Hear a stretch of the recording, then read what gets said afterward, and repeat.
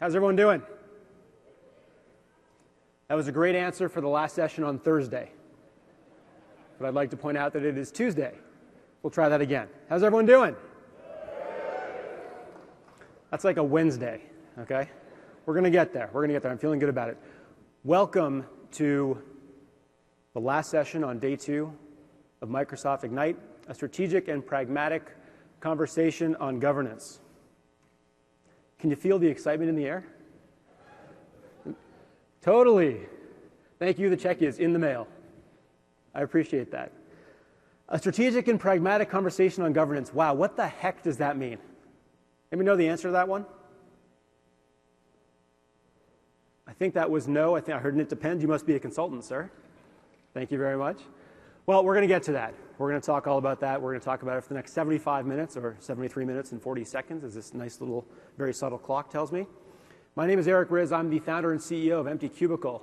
Empty Cubicle is the next generation of hiring. It is a machine learning, SQL, Azure-based verified system for your next job, or your employer's next find. So we're taking all sorts of information, all sorts of data, and we're going to verify it and put it into our database. Then when resumes come into the database, we're going to measure that against the known information in the actual database. And when employers come in looking for their next hire, we're going to be able to show them a top 10 list of people who are available, who are credible, who are verified against the Empty Cubicle database. That, in a very small 30-second nutshell, is what we're all about. That's what Empty Cubicle is. You can find out more at emptycubicle.com, and there are some little flyers and things up here that we have. Of course, we wouldn't have a session today if we didn't have giveaways. So we have a few giveaways. We have a very subtle T-shirt, in fact, up here, which I don't know if you'll be able to see this in the back. I apologize. It says, "I came to hear Eric talk, and all I got was this lousy T-shirt." And on the back, of course, it says Empty Cubicle. So we'll be giving away 10 of these. What do you have to do to get one of these? I'm glad you asked. The answer to that question is, all you need to do is tweet at empty_cubicle or tweet at RizInsights, which is my handle. And we have our magicians back in the office who are watching what you guys are tweeting. So add us, follow us, and I'll be getting a text message at the end of the session. We'll be calling out the names of the people who win. We'll come up here. You guys will throw these on like it's draft day, like NFL draft day. We'll take a picture, and then we'll enjoy our evening. So let's talk about the governance journey. What we're going to talk about today is IT governance, information management, application management, and strategies and next steps for governance. Now, I've done enough talking about me. In a few slides, we will talk about you guys, and then we'll get into the meat of the conversation today, because unfortunately, governance is sort of the Achilles heel of SharePoint, isn't it? Is that the reality? Are you guys feeling that reality? You're not feeling a big hug around governance, is it? Are you? Probably not. I see people going, no. And why did they slot this session last? This is like a 9 a.m. session when I've had coffee and I'm awake.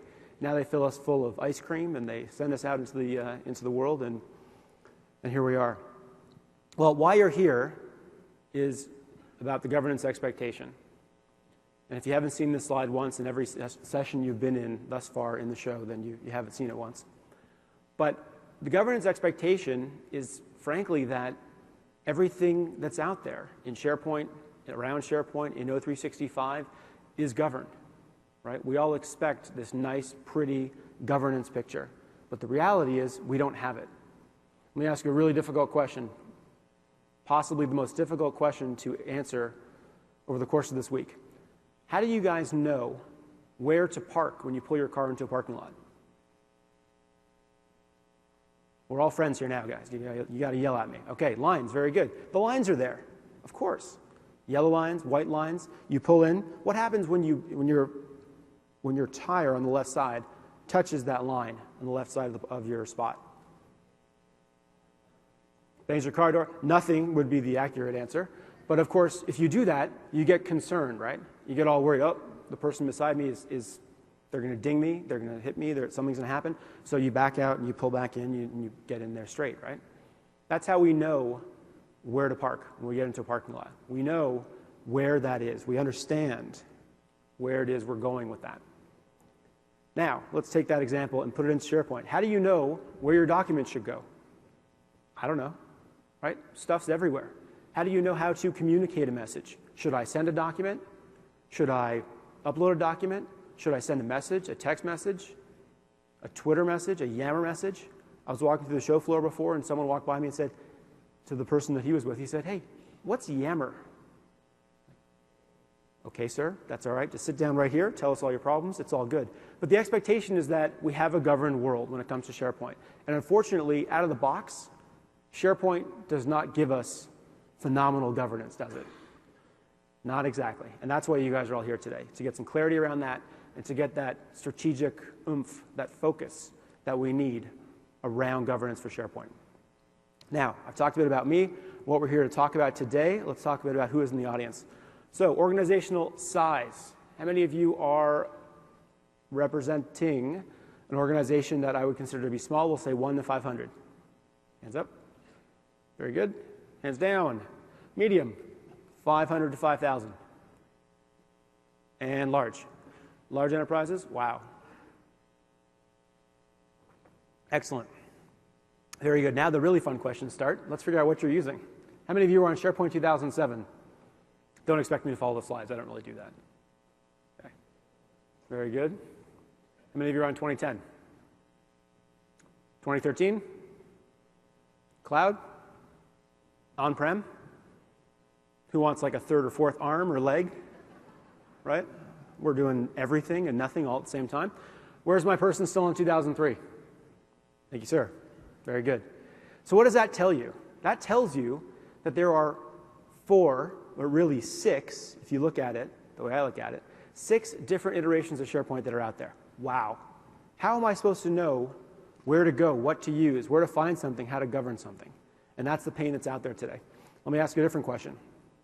Where are my, we're going to ask a responsibility question now, roles and responsibilities. So where are my IT pros? Hands up. I'm told that 77% of the audience here this week are IT pros. So that might be about accurate. Very good. Where are my, let's see, project managers? Hands up. Very good. Where are my developers? You guys might be in the wrong session. That's okay. You can stay. Where are my end users? Anybody in the C-suite? CEO, CIO, C3PO, R2D2? I don't dance, guys. These are the jokes, okay? These are tried, true jokes. I'm telling you. Okay, a few people that fall into that category. Let's go back one step. I asked a question about end users. How many of you use SharePoint on a daily, weekly, monthly basis? Hands up. All the hands go up in the air. Now, why didn't all the hands go up in the air when I asked about who was an end user? You don't have to answer that question, ma'am. It's okay. Right? You're all end users. Okay? If there's one thing you take back, and I'm only going to say this 10 times. So if there's one thing I want you guys to take back with you to your organizations, I want you to take back that you are all end users. Why? Because when you have conversations internally within your organization, your conversations are all about, oh, we need a user group. We need to test this. We need some beta people. We need all these things. We need all these things. And you don't see the forest through the trees, right? So all of you as end users could do the testing, could do the things that I just mentioned, but instead of doing that, you go and look for somebody else. And that wastes time. And time is the only commodity we have these days, right? Anyone complain about being busy?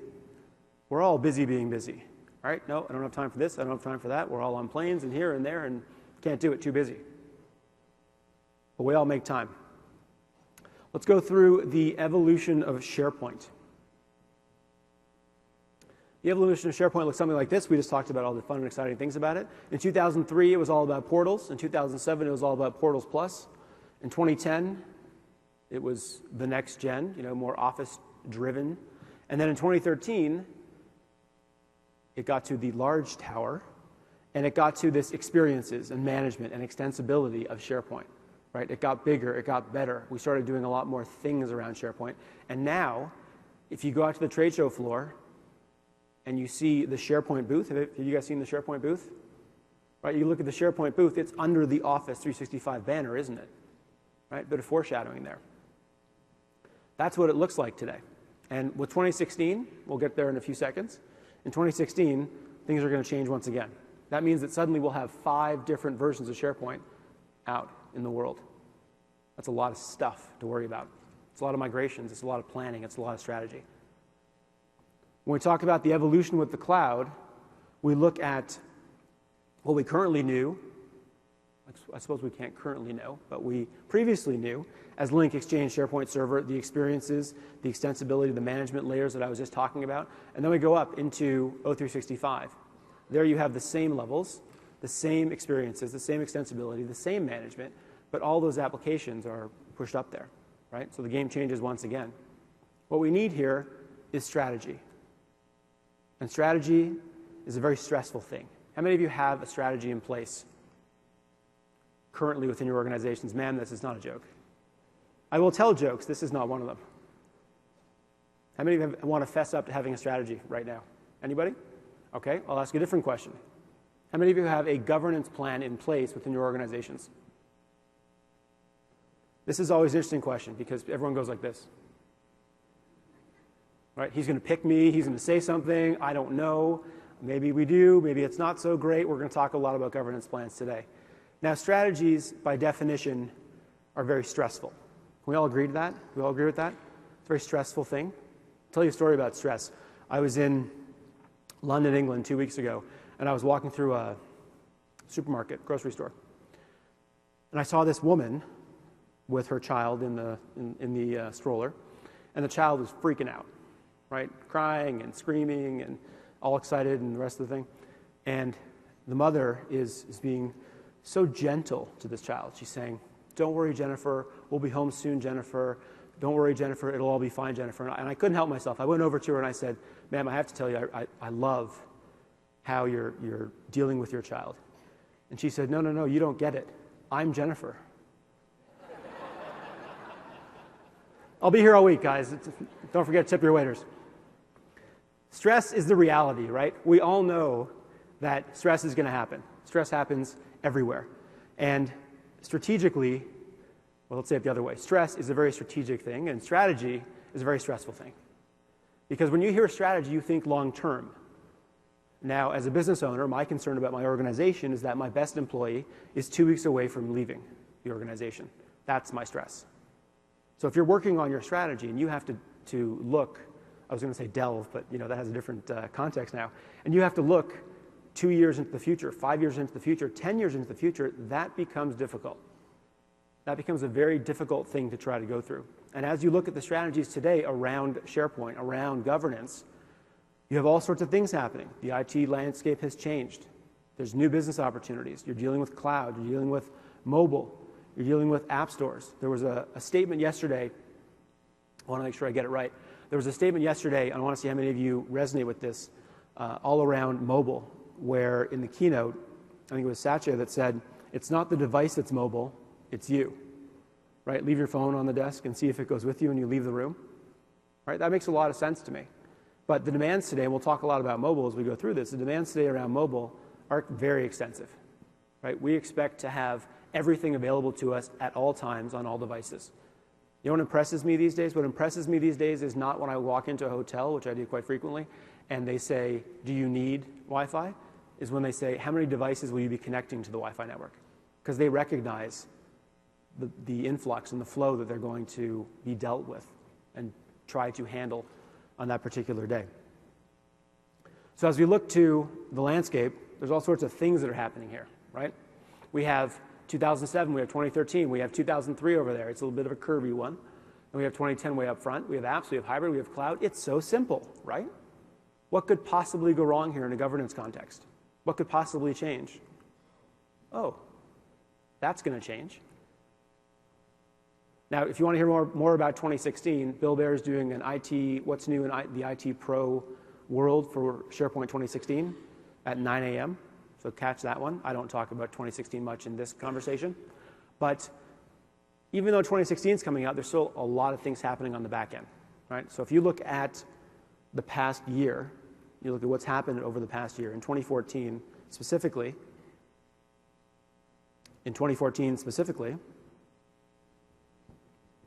there we go.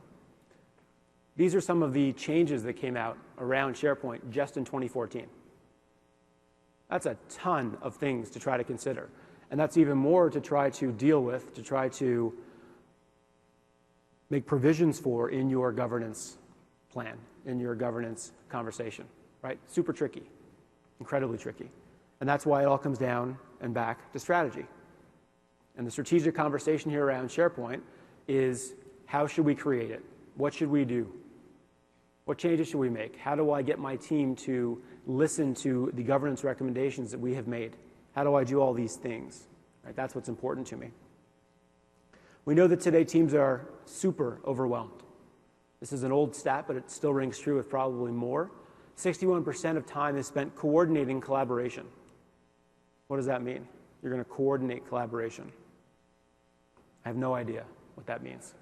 All right, if anybody wants to enlighten me, I'd be more than happy to talk about this afterwards. I honest to God have no idea what that means. Coordinating collaboration. I can sort of make a suggestion, but I'm not really sure. But we know the teams are overwhelmed. I once read a stat that the average individual spends about 26% of their day trying to find something that they're looking for on their hard drive, in their home, in their closet. Do you guys all know the difference between search and find? I'm getting a lot of blank stares. All right, I'm just going to tell you. Well, I'll just assume no one knows the answer, so we'll just go through it. The difference between search and find. Let me give you an example. If I am in my closet and I am looking for my red sweater, am I searching for it or am I trying to find it? Searching. You sure?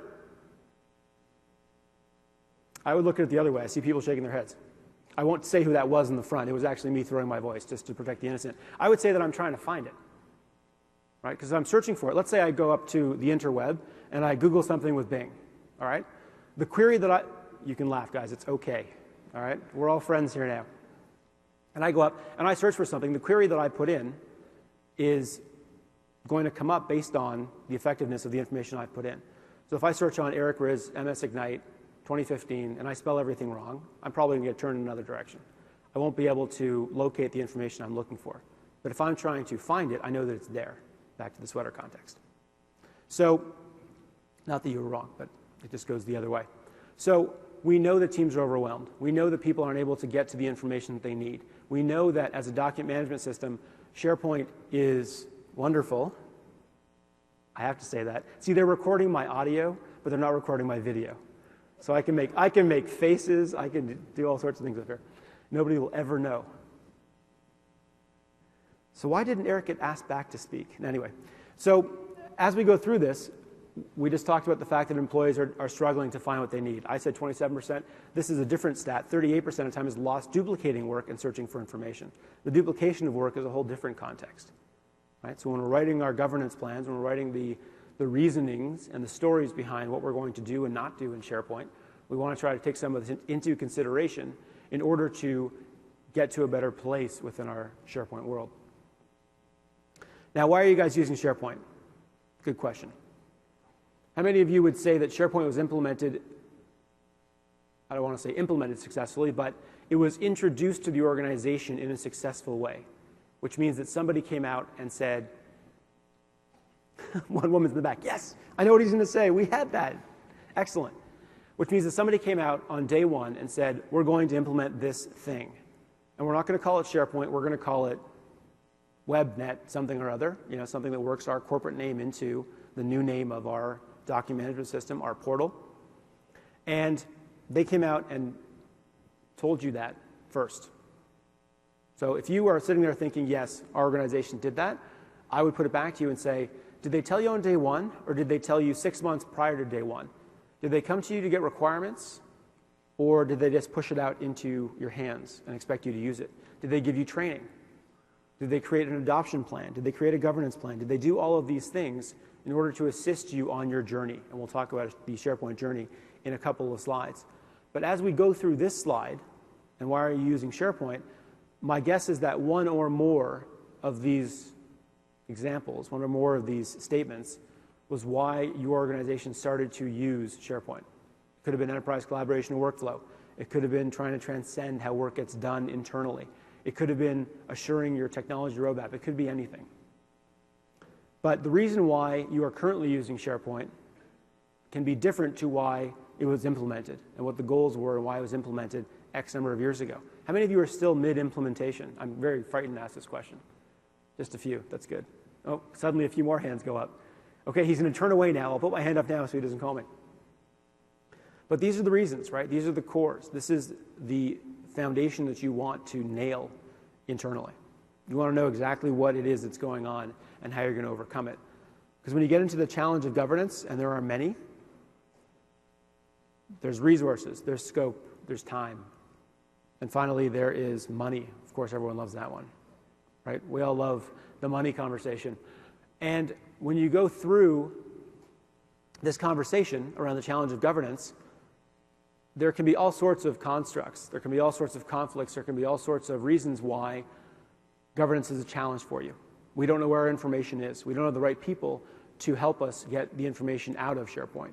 We don't have a scope within our project that allows us to build governance into our project at end state, at the end of what it is that we're doing. Now, part and parcel with governance is adoption. Right? Everyone's familiar with the whole adoption thing. So if you build it, they will come. Right? Old movie, baseball, the guys always smile, the women always look like. I think I watched that. Great movie.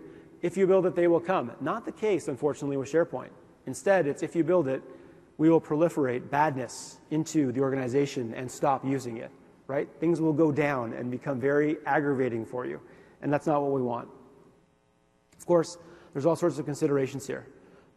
The things we're dealing with today, on-site data versus cloud. We have less data versus big data. Workplace versus mobile, proactive versus responsive or reactive. These are the realities, right? This is the world that we're currently in, and we have to find a strategy from a governance and adoption perspective to push the envelope and to deliver a better end state, a better package, a better world from a governance perspective for our organizations. At the end of all this, as the screen goes blue, you have a ton of stuff to manage. Now, Microsoft was very kind back in 2013. I love this. They were so kind. They came together and they said, you know what we're going to do? When 2013 comes out, we're going to put together a one-pager. Don't you love those one-pagers? I get asked this all the time on Empty Cubicle. Do you have a one-pager of your company? No, it's a company. Of course they don't have a one-pager, but of course we have one.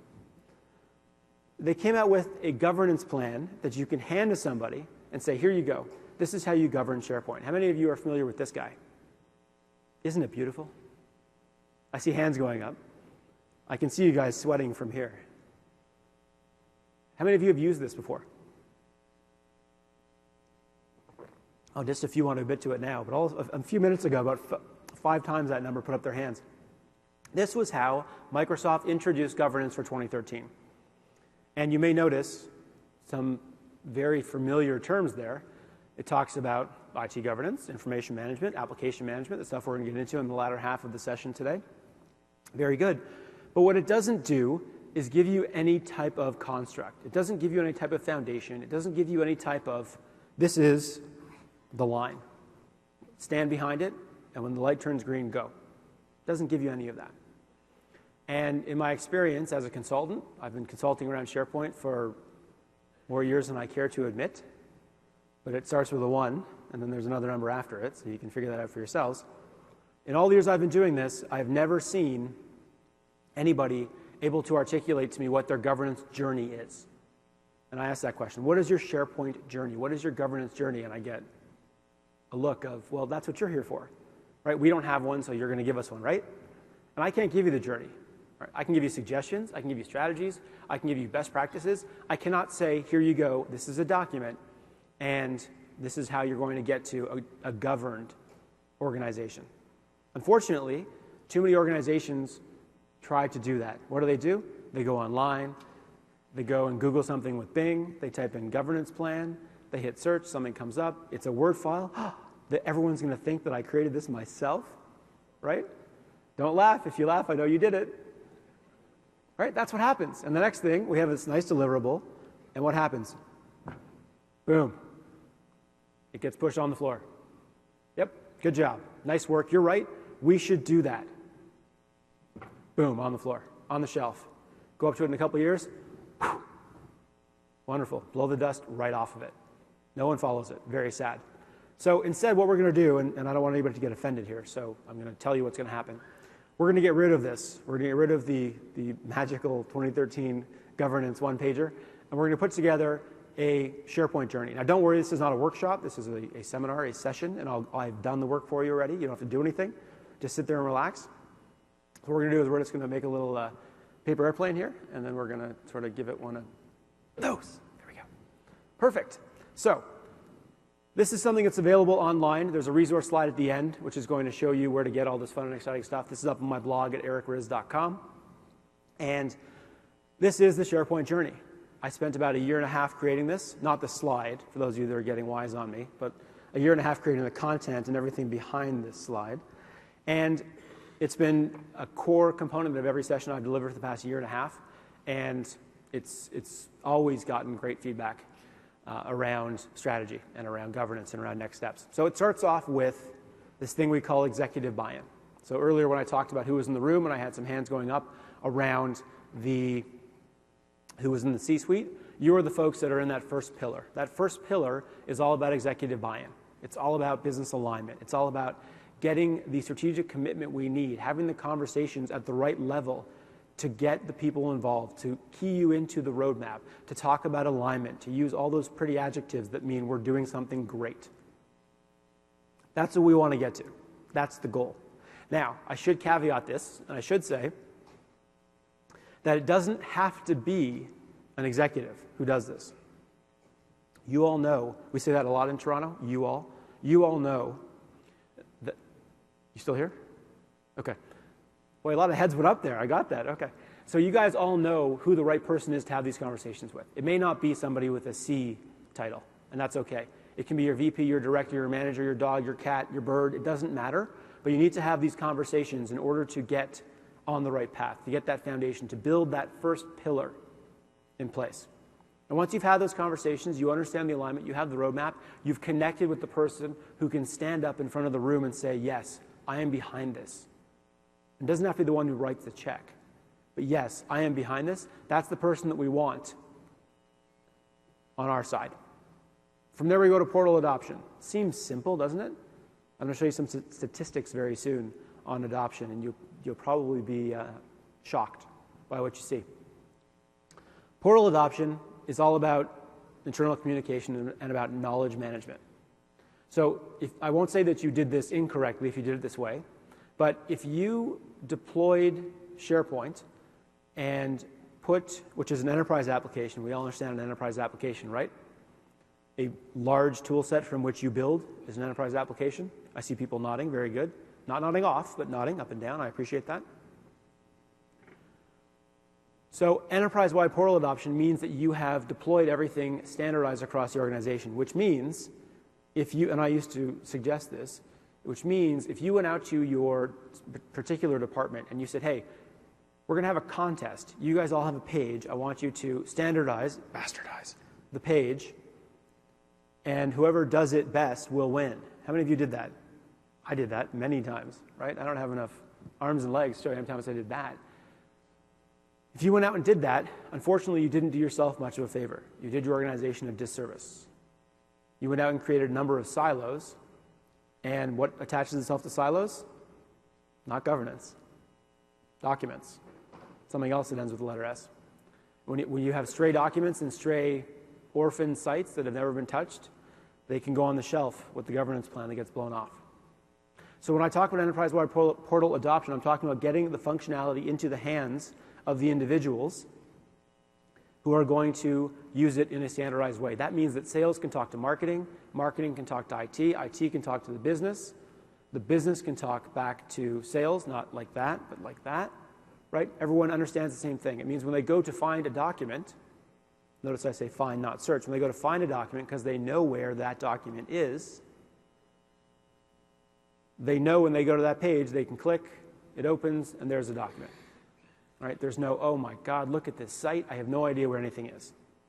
How many of you have ever done that in SharePoint? All hands would go up there. Okay. As we keep going through this, and I'm going to stop on the third pillar here, and I'll explain why, we get to the information hub. The information hub is critical. Why is it critical? Because no two people in this room save information to their PCs the same way. I can guarantee you.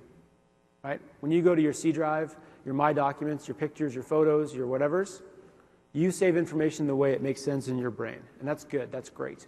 But when you go to your H drive, your L drive, your Q drive, your K drive, I don't care what it is, in there, you do it the way the organization has told you to do it. But the organization is only somebody else who has set it up that way. And that doesn't make a lot of sense to us, because that's not how our brains are wired. We understand information differently. Therefore, we need to put out the information in a standard way. And the way we do that today is through metadata and through taxonomies and through standardized language where people can go and attach information to a document, and then kind of throw it out there wherever they want to, and therefore they can catch it and find it and go and look for the information in a reasonable manner. That's what the Information Hub is all about. One of the questions I get asked a lot is, Eric, how will we know when SharePoint was implemented successfully? Now, usually I say, geez, I have no idea. I'm sorry. But I do have an idea. The answer to me, as far as I'm concerned, is when you have implemented, I'll trip on that word every time I use it today, apparently. When you have implemented SharePoint successfully, you have transformed your business in such a way that people use SharePoint to complete their daily tasks. That means you've implemented workflow. That means you've created enough process and you've built enough applications. Notice I don't say apps, I say applications. You've built enough applications to make SharePoint very meaningful. And that is what this is all about, right? That's what this conversation is all about today. It's about putting information into SharePoint and making it meaningful and transforming SharePoint into a place where work gets done. The numbers on the bottom represent the percentage of time it should take on your implementation to get that information together, to get those pillars together. From here we go to BI and dashboards, critical processes, strategic operations. Why am I not getting there today? I'll tell you exactly why. All too often, far too often, I get contacted and somebody will say, hey, you know SharePoint, right? Yes. Okay, I want a dashboard. Can you come make me a dashboard? Sure, no problem. So I'll come in and we'll sit down and they'll say, yeah, pretty dials and squigglies and stats and whatnot. And I'll say, where's your data? And the guy will say, I don't know. It's in the SharePoint, right? Just like as my mother says, the Facebook. That's not a good thing, right? If you don't know where your data is, you don't know where your information resides, you don't know how you are using the SharePoint, then you have a problem on your hands. Which means there's no point talking about dashboards and process and StratOps if you can't fundamentally find the information you're looking for. So we're going to stop right at Information Hub. Now, strategic and pragmatic governance is all about, to me, 3 buckets as far as your governance planning goes. Let's take a look at those 3 buckets. Hey, look, 3 buckets. It's all about policies, guidance, and enforcement. Policies, what you may do. Guidance, a suggested way to do it. Enforcement, make sure you do it, right? Pretty simple when you lay it out this way. So let me give you an example. This is one we can probably all resonate with. Policies, what you may do. I have a driver's license. That means I may drive. Guidance, the sign on the freeway that says, well, I live in Toronto, so it says 100. Don't get the wrong idea. It's in kilometers an hour. Enforcement. We all know the answer to this one, right? We all know what enforcement is. Yes, I hear people laughing. Those are the people that were pulled over most recently. Everybody else is very offended I'm using this example because of their experiences. But the reality is, these are the 3 things we want to put together. What are the policies we want to put in place around SharePoint? What guidance do we need? And what tools and tips are we going to put in place within our organizations to guide people to successful governance, successful SharePoint? And then enforcement. What are we going to do in order to enforce this? Let me give you a simple example. At a company that I used to work for, we had a policy that we could not email documents back and forth to each other.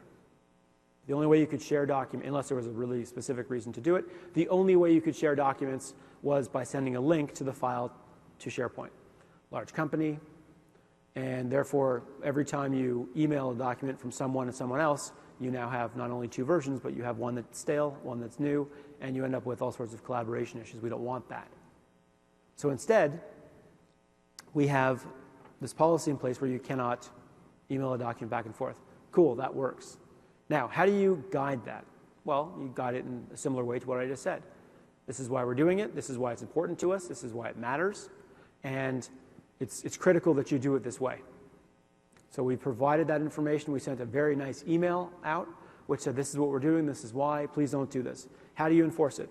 You enforce it by charging everybody a quarter every time they email a document. Now, this could be a very expensive thing, so obviously it's a deterrent, but you don't want to make it $5 because then you have a different problem on your hands. And at the end of the day, you would drop a quarter into the swear jar in our lobby, and at the end of the year, we would donate all that money, double it, and donate all that money to charity. And no, I won't tell you what the donations were in previous years.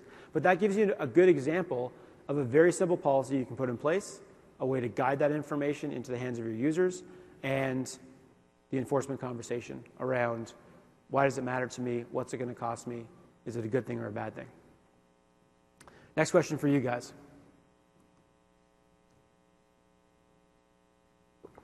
When you look at governance in your organization, do you know who's leading the charge? Hands up if you know who's leading the governance charge in your organization. Not too many. All right, if you look around the room, I'd say that was about 30%, maybe 35. I'm feeling generous. Good audience, generous speaker. Sure, why not? If you know who's leading the charge within the SharePoint conversation, within the governance conversation, then you're in very good shape. If you do not, you're in not as good shape, right? You don't know exactly how to get the answers you need to get the information you need, and you have a problem on your hands. You have a large problem on your hands. We want to make sure that you know who's leading the charge. So if you don't, I would challenge all of you. I shouldn't say challenge. I would recommend that all of you go back to the office on Monday or whenever you're going back, and you ask that question. Who's leading the governance charge within our organization? That makes sense. All right, now from here, we go to this slide, which is one of my newest and most favorites. Complexity is your enemy. Any fool can make something complicated. It is hard to make something simple. Everyone recognizes that guy, right? Sure, that's Richard Branson, Chairman, CEO of Virgin. When we look at the policies, we look at the guidance, we look at the enforcement, we look at our previous slide and know who's actually using the megaphone and owning governance within our organizations, the biggest and best thing that you want to keep in mind is you need to make it simple. Right? Anyone can make something complicated. It is hard to make it simple. But we automatically go away from simple sometimes because, oh, we have all these things and all these places and all this information, and I'm concerned. And because I'm concerned, we're going to have an issue on our hands. And that's where we get into the governance plan conversation. When you look at your governance plan, when you start off, it looks like this. You have all your tools neatly set out on the desk, right? You have some wireframes there on the left. You have your mobile devices. Your pencils are sharpened. Everything is looking phenomenal, right? Fantastic. Can't wait. Let's get this plan started. What's the next thing you do? You pull this guy. This guy. Act natural. Nobody panic. It's just a slideshow. Let's go. I think I was warned, actually, that if I get too close to the railing, either the little advancement guy here is going to fall out of my hand or it just won't work, so I'll sort of stay back over here. So you start off with your governance plan and life is good. We know what we're doing. Everything's wonderful. And then all of a sudden you slide to, okay, wait a second. It's time for a little bit of the old high school alarm pull so I don't have to write the exam, right? It's time for a little widespread panic. It's time for a little chaos. And these are not good things. Unfortunately, there are way too many reasons why governance fails within your organization. And unfortunately, we have to talk a bit about failure because the reality is your governance planning may not happen the first time. Your governance deployment may not happen the first time. It may not happen correctly the way you want it to go. So what happens is we go from chaos to, unfortunately, system failure. And there are a number of reasons why system failure comes into play in this conversation. It's too restrictive. No strat alignment. Not maintained with the times. Not reviewed often enough. Unforeseen external factors. These are all pretty strong statements around why and how governance fails within the SharePoint context. Everyone still with me? Yes, one brave soul in the front row is still with me. I appreciate that. This is something that we really have to look at deeply, right? The only way that we learn as humans is try and try again. Some of us, most of us, are probably have that ingrained into our beings from a very young age. If you don't succeed, try and try again. And any entrepreneur will tell you that the only way to succeed is to try and try again. Are you guys familiar with the Dyson vacuum? You guys have that? Yeah, hands up. I can't really see if you nod your head, so I have to ask you for hands because of the lights, so I appreciate that.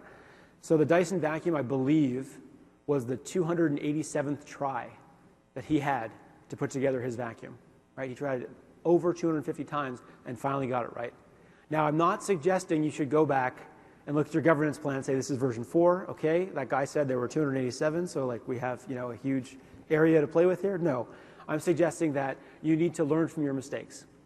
And unfortunately, when it comes to governance and when it comes to telling people what to do and how to do it and how to do it a certain way, we don't always succeed.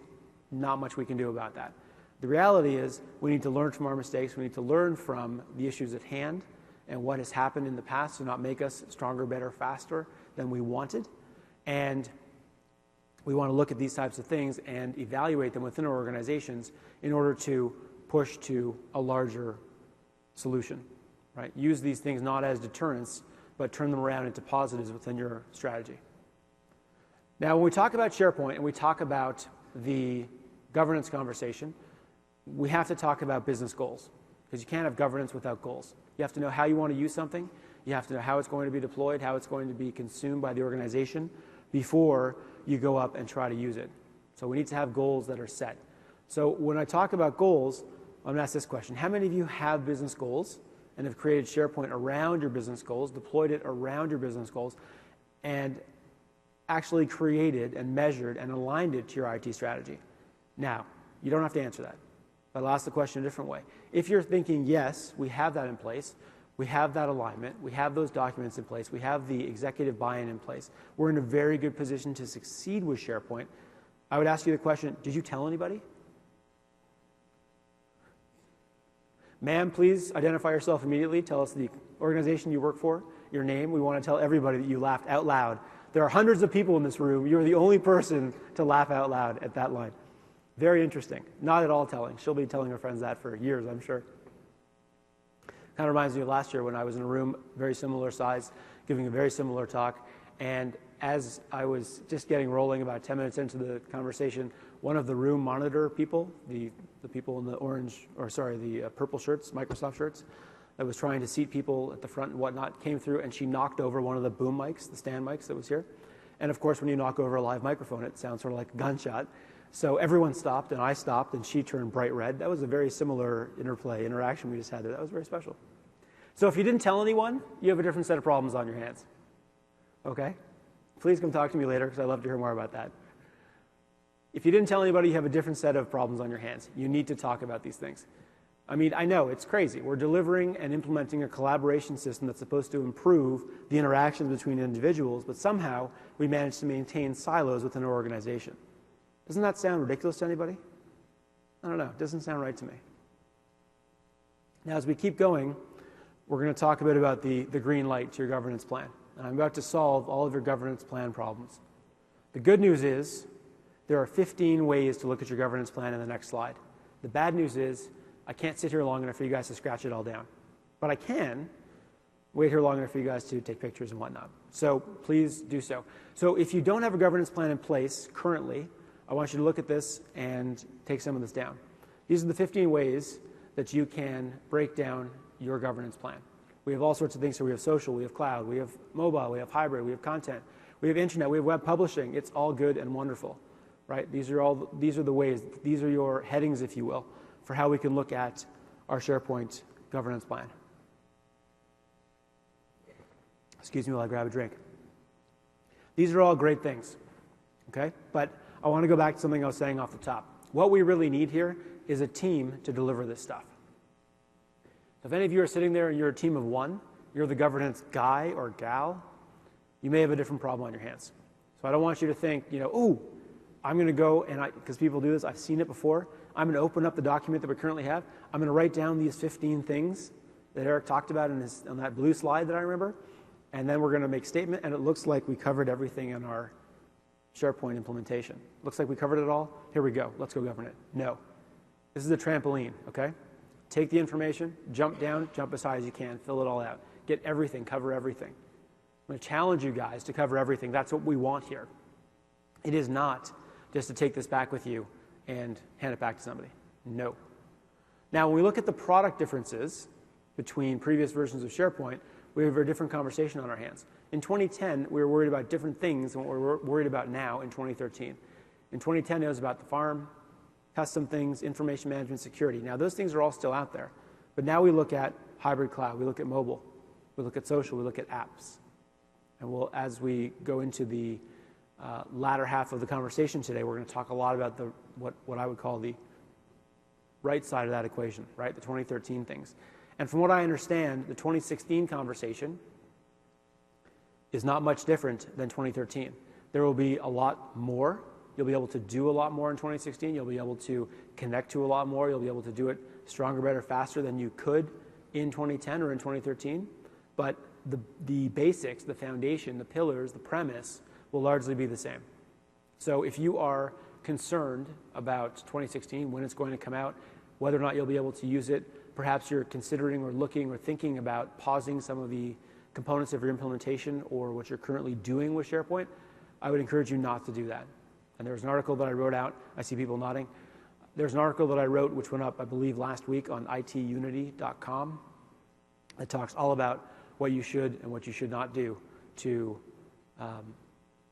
pause around SharePoint 2016. And it was actually called the yips of SharePoint 2016. So for all you sports players out there, you guys know what the yips are?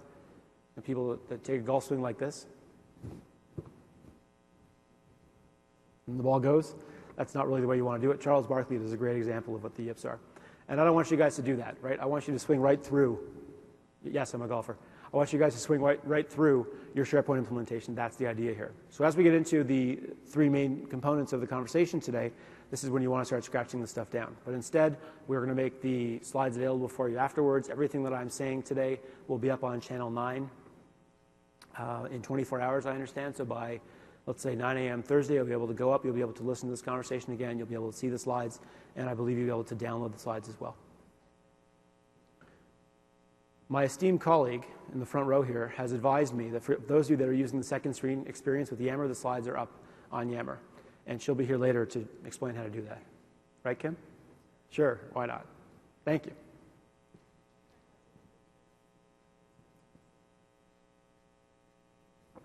Man, there will be no cheating. So, making or updating your plan. You just saw the 15 exciting blue components of what to do and how to do it.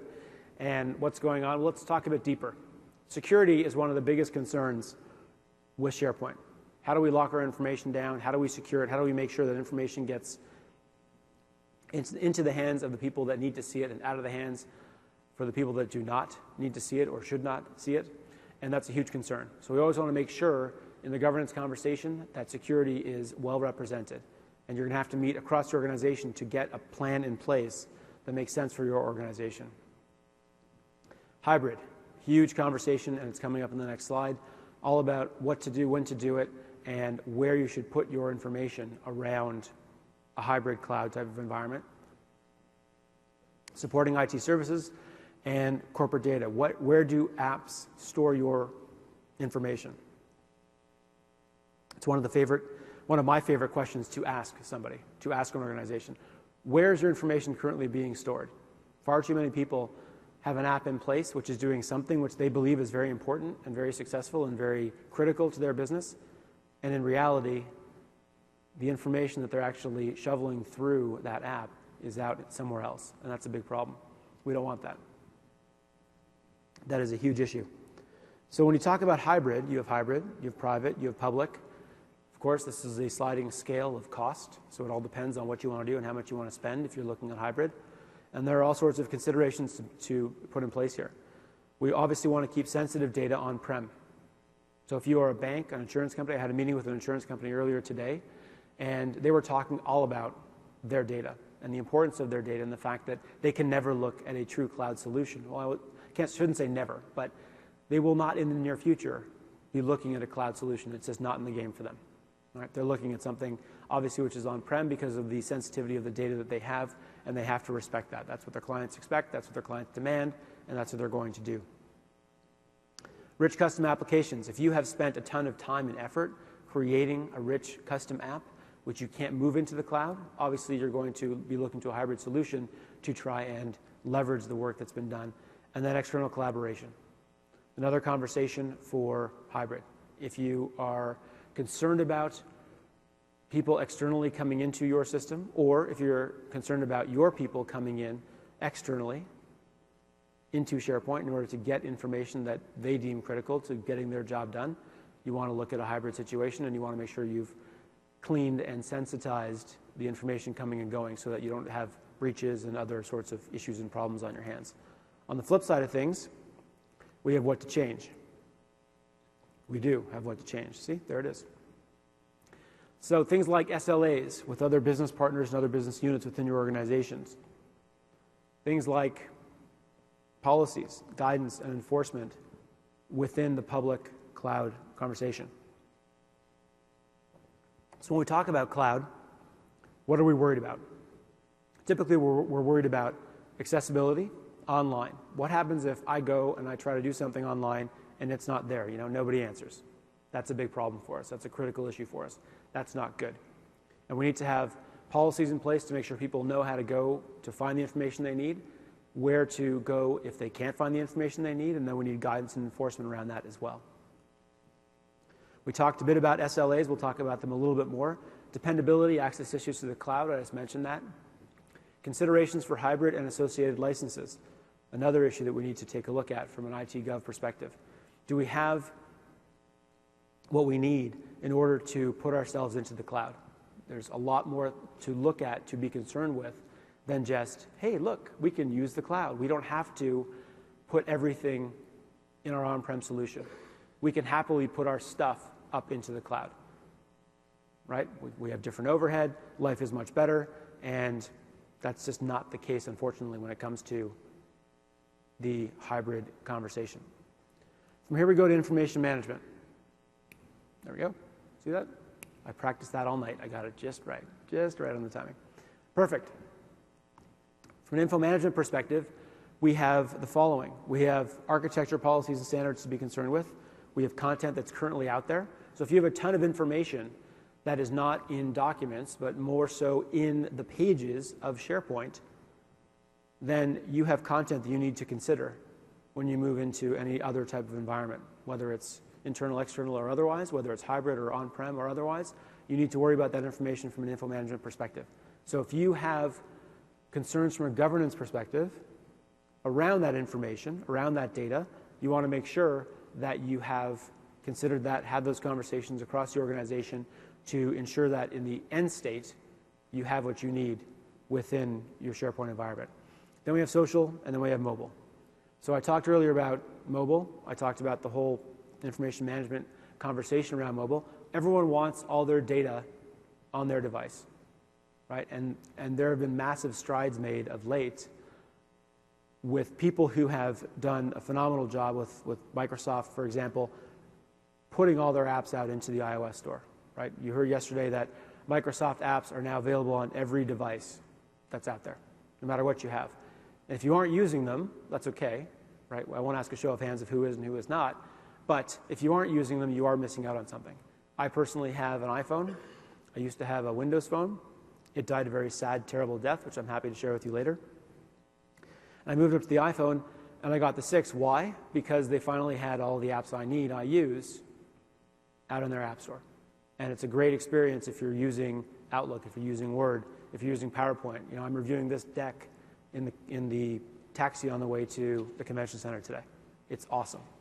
So we want to make sure that that information is out there, and it's put out into SharePoint in such a way that it's accessible and mobile. And that's where OneDrive comes into play, right? And that's where O365 comes into play. Did you guys hear about the big announcement yesterday? No? I'm getting strange looks. Well, there's only one, guys. Come on. So way back, it was all about Bing Maps. Bing Maps? Did you guys hear about Bing Maps? This is big. Sit down. Okay, great. You're already there. Perfect. You're way ahead of me. So way back when, who remembers Groove? Groove became OneNote, right? And then SkyDrive became OneDrive. Y'all still with me? Yesterday, I don't know if you heard it. It was in the keynote. You have to listen very carefully, but it was announced that Bing Maps is actually going to be changed to one direction. Come on. Oh, thank you very much. All right, let's get back to the content. I appreciate that, sir. Thank you.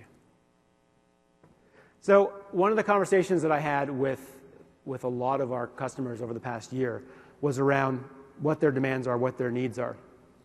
And 50% of the people that I spoke to talked about the issue that they had around SharePoint was that the information and governance around that data was a primary concern for them. Primary concern for them. They didn't trust the information that was in there. They didn't trust the governance that they had. And because they didn't trust it, because they didn't know what it was, because they didn't feel that there was a true trust around the information that was in SharePoint, they didn't want to use the system. And I'm sure all of you can think of, maybe it's you, but are concerned about a similar type of individual within your organization, or many individuals within your organization who have a very similar perspective on things, right? If I don't trust it, I'm not going to use it. It's very simple. I talked earlier about the inconsistency issue. An inconsistency is truly a virus, and it's a virus that grows throughout your organization. So if you have one individual, one person, who goes out and has found another way of doing something, whether it's not following the governance plan, whether it's finding information in a different way, whether it's accessing content differently, what does that person do?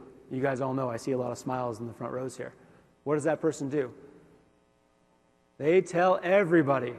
I want to work for that organization. You guys sound like you're having a lot of fun out there, right? They go out and tell everybody, and all of a sudden, that grows through your organization. And you have all sorts of different issues on your hands, right? Because they tell everybody. And you'll see here that not everyone is proliferated across yet. You know, some arms are blue, some heads are blue, who knows? But that information, that distrust of the system is suddenly front and center, and that's a huge issue. I promised you earlier to talk about some statistics around adoption. We're going to get into adoption quickly, then we'll wrap up with some final slides to summarize and get a little more strategic. So I'm going to show you some companies, some household names that I'm sure you all recognize. There we go. I know I'm not actually pointing to this screen, but I'm just sort of pointing anyway because it's looking at me. So Instagram, O365, Hulu, Facebook, Foursquare, Dropbox, Spotify. Which one of these organizations was the quickest to 1 million subscribers? Anybody want to yell something out?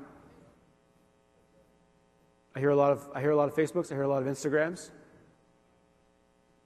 I hear people randomly yelling in the back, but I can't really make out what they're saying. I think that was Spotify. Dropbox. So you're yelling everything. This is when I auction off somebody. Here we go. Ready? Do I hear? Okay. I didn't hear Foursquare actually. This is an amazing stat. The answer to the question, some of you were right. The answer to the question is Instagram. Instagram had, I can't even read that number. I apologize. It's slightly small.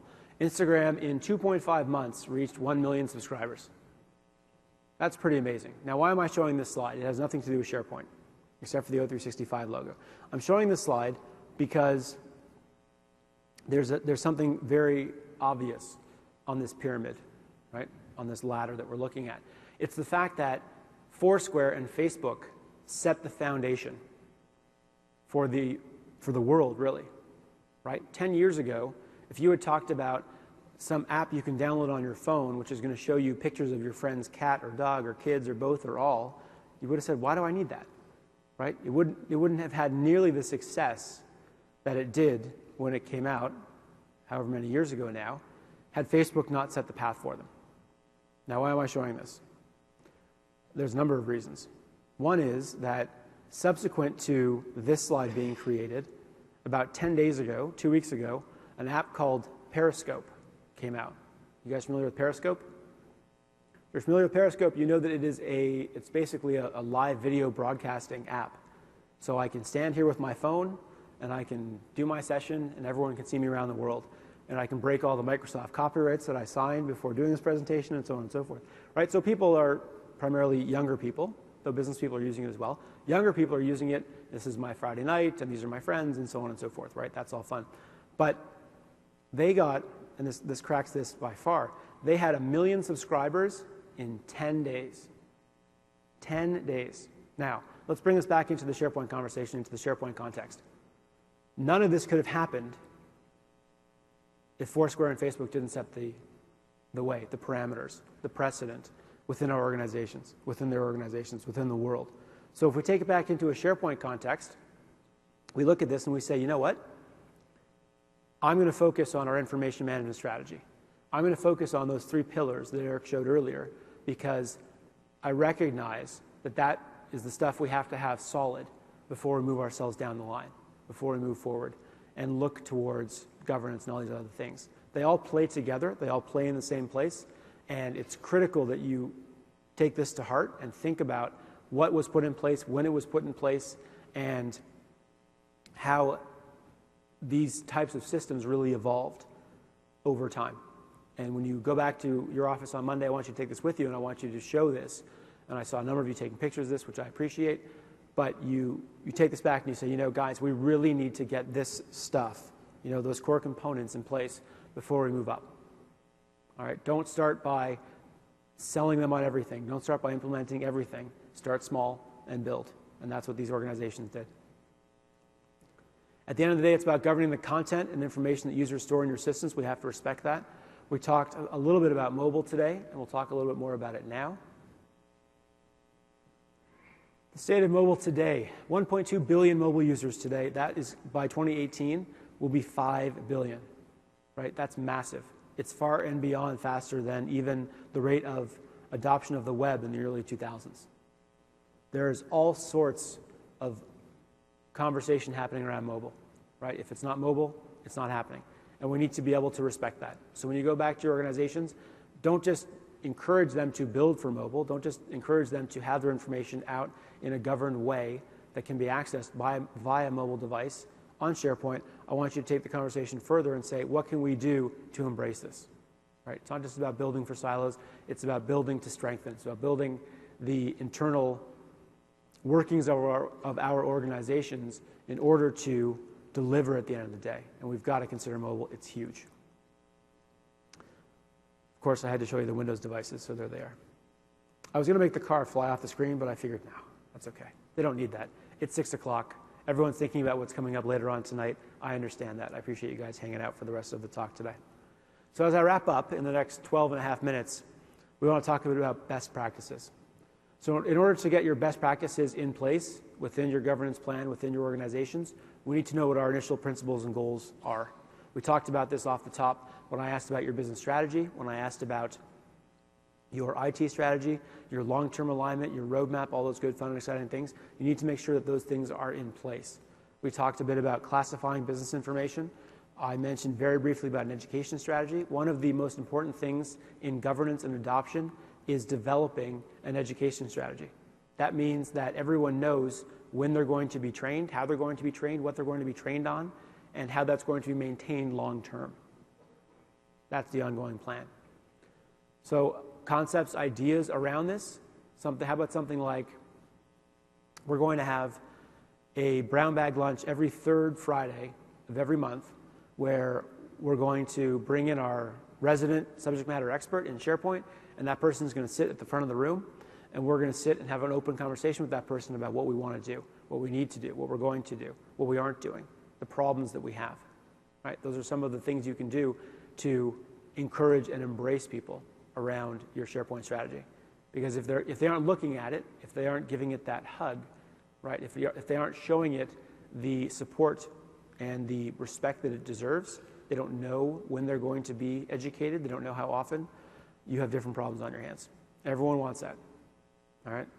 I won't ask to see hands around questions and training and everything else, but take my word for it. Every customer I've ever seen wants that. More training, more support. If you don't know who to call to answer a question around SharePoint, what do? You become one of those blue people on the red slide with all the red heads, right? I'm going to find another way to do this. I'm going to go to our H drive because I know how to get to the H drive, even though they locked it down, and I'm going to find that content. We don't want that. We want to get away from that. In the app conversation, we're going to take a turn.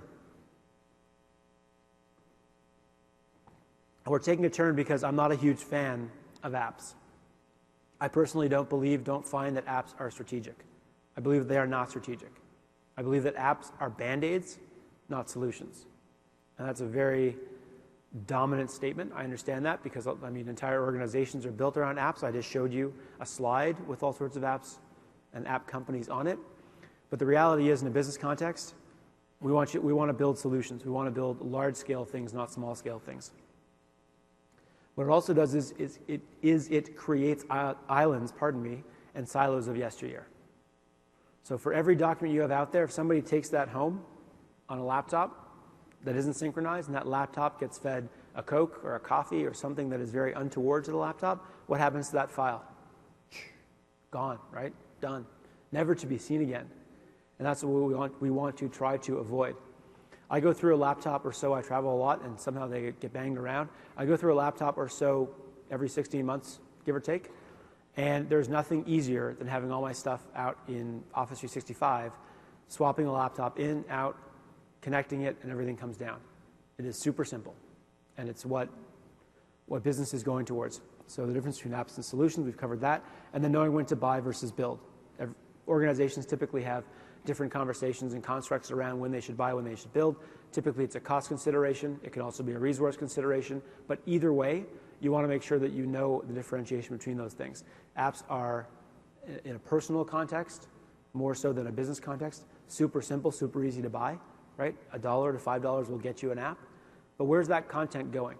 What happens when you live and work in one country and you demand information off of one particular app, and that information is actually housed in another country?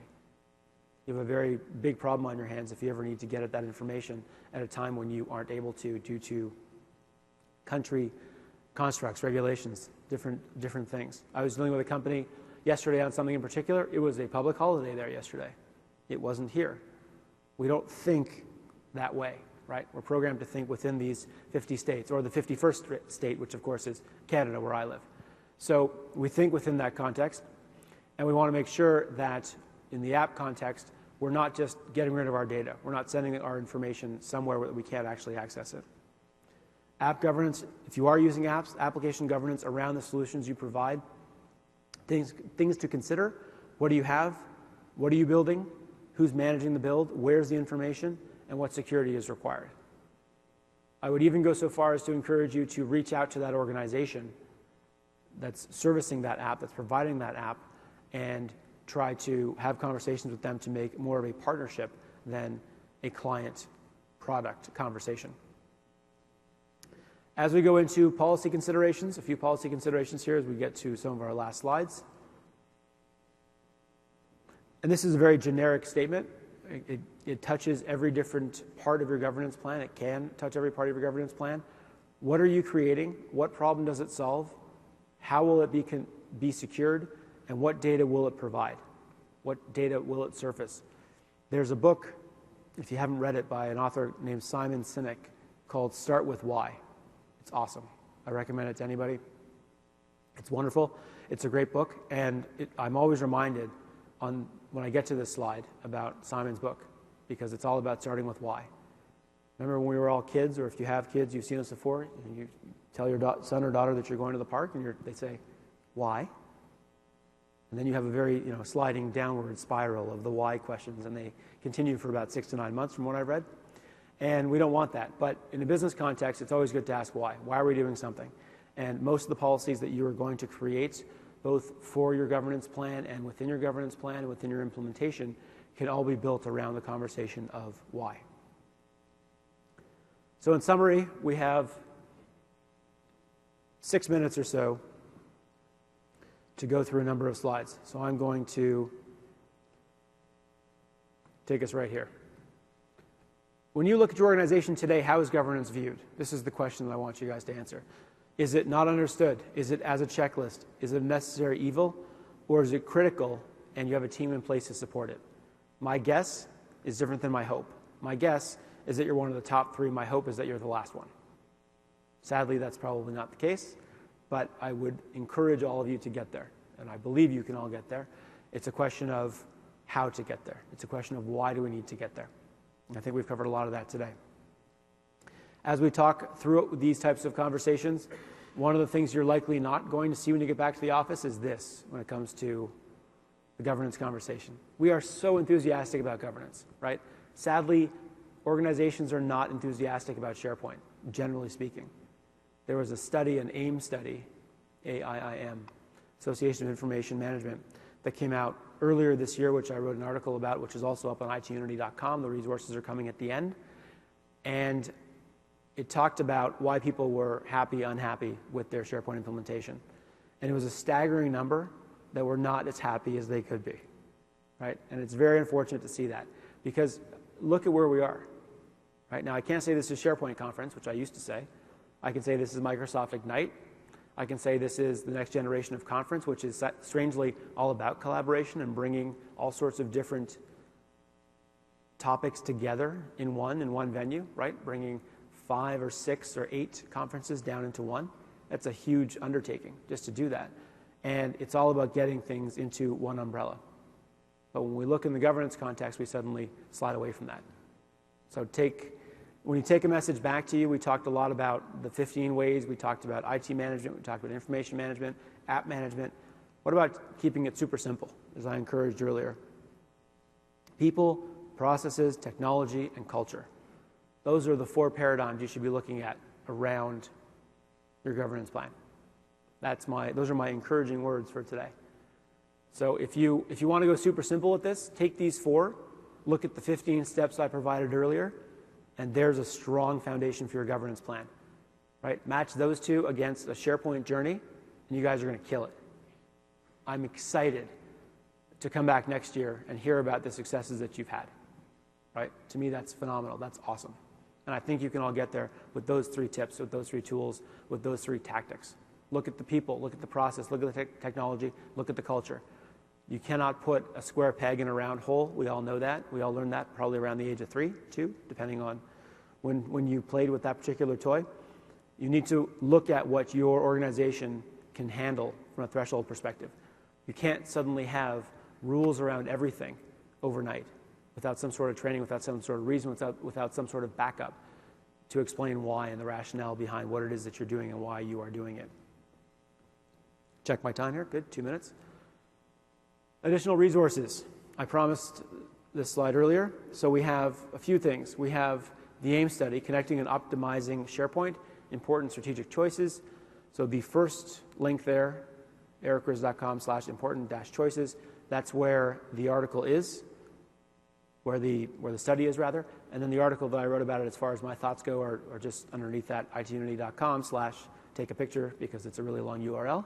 Thank you very much. Then we have the SharePoint journey. The SharePoint journey I shared with you earlier. Those pillars, that one slide is available up at ericris.com/the SharePoint journey, dashes in between, and that's just the one slide. If you want the deck itself, it's on Yammer, and you're welcome to take a look at that. Unfortunately, I haven't been able to monitor the second screen experience, but if you have any questions, I'd be happy to answer them afterwards. And this deck and everything else will be posted online. So at this point, in 24 hours, at this point, I want to do the t-shirt thing. So if you tweeted about us, then I have winners. And look at that. I have winners. So what I will do is I will read out the winners, and then we'll throw out some t-shirts, and things will be wonderful. So, Jeanette Valdez, Brad Engelstad, Rob Mossy, Robin Howard, Luke. Is there a Luke here? Excellent. I can't pronounce your last name. Come on up. Tiffany, Mike Nelson, somebody else, CP, aka the Governess. I don't know what exactly that means. And Fahad Siddiqui, come on up. Of course, we want you guys to stay in touch, so my contact details are up there. Email, follow on Twitter, add on LinkedIn, all that good, fun, and exciting stuff. Please do that. Finally, the O365 network, and please evaluate the session. If you loved it, remember my name is Eric Riz. If you hated it, my name is, well, yeah. There you go. I was going to use somebody else's name, but we are recording this, so I can't do that. Thank you guys very much. Thanks for hanging out until 6:15. I really appreciate it. Have a great rest of the show, and I'll see you around.